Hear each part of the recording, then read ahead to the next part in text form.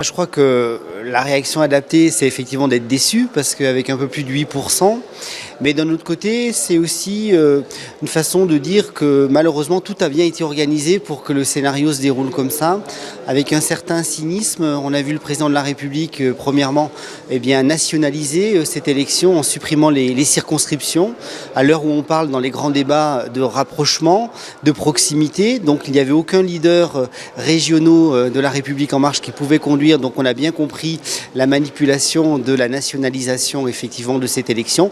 Et puis malheureusement de faire un référendum pour ou contre Emmanuel Macron en reconnaissant finalement comme ça l'interlocuteur Marine Le Pen, on se retrouve dans une situation effectivement qui est un référendum où on a complètement éludé les questions sur l'Europe et on en a fait un scrutin national, et c'est bien triste de voir que finalement il n'y a pas de position possible, de pouvoir avoir une discussion. On nous a encore une fois volé le débat sur cette élection européenne, puisqu'on n'a pas pu parler d'Europe et qu'on a parlé uniquement d'un référendum sur la politique nationale de M.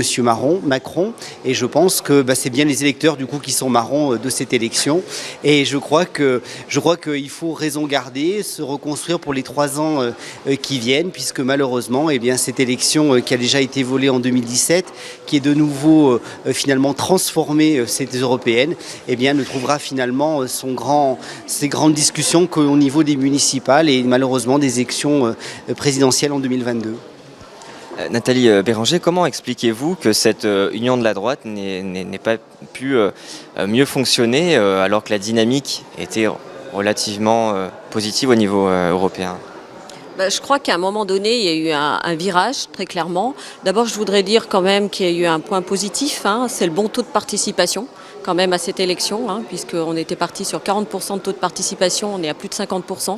Donc ça, quand même, c'est un point positif pour la démocratie, très clairement. Et puis, effectivement, il y a eu un virage. À un moment donné, on s'est installé, on a enfermé les électeurs dans un duel La République en marche, Rassemblement national.